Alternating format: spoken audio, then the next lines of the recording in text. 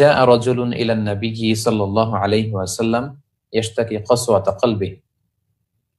এক সাহাবী এসে, এক লোক এসে আল্লাহ রাসূল সাল্লাল্লাহু আলাইহি সাল্লামের কাছে এসে বললেন, অভিযোগ করলেন যে ইয়া রাসূলুল্লাহ, আমার হৃদয়টা বড্ড শক্ত, কঠিন হৃদয়ের অধিকারী, আমি আমার হৃদয়টাকে নরম করতে চাই, কিভাবে করব?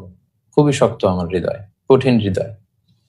তখন আল্লাহর হাবিব সাল্লাল্লাহু আলাইহি ওয়াসাল্লাম বললেন, আতুহিব্বু আইয়ালিনা কলবুক ওয়া তুদরাকা হাজাতুক, তুমি কি আসলেই চাও যে তোমার হৃদয় নরম হোক আর তোমার প্রয়োজন পূরণ হোক? সাহাবী বললেন, জি ইয়া রাসূলুল্লাহ, আমি চাই যে আমার হৃদয়টা নরম হোক এবং আমার চাহিদাটা যাতে পূরণ হয় এটা আমি চাই, এবং আমার হৃদয়টা যাতে নরম হয় এটা আমি চাই।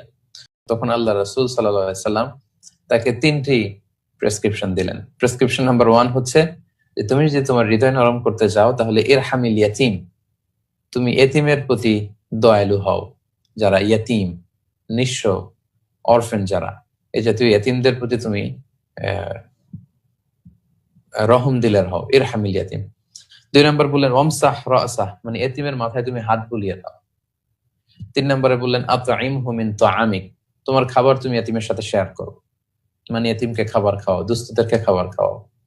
এই 3টা কাজ যদি করো, এতিমের প্রতি যদি দয়ালু হও, এতিমের মাথায় যদি হাত বুলিয়ে দাও, তোমার খাবার যদি এতিমের সাথে শেয়ার করো, তাহলে ইয়ালিনু কলবুকা ওয়া তুদরাকু হাজাতুক, তোমার হৃদয় নরম হবে এবং তোমার প্রয়োজনও পূরণ হবে। তাহলে সম্মানিত দিনী ভাই এবং বোনেরা, এই হাদিসের আলোকে আমরা জানতে পারলাম যে অসহায়কে সাপোর্ট করলে মানুষের অন্তরটা নরম হয়। আপনি যদি সফট হার্টেড হতে চান তাহলে আপনার সাহায্যের হাত অন্যের প্রতি আপনি বাড়িয়ে দিন, দেখবেন যে আপনার হৃদয় নরম হয়ে আসছে।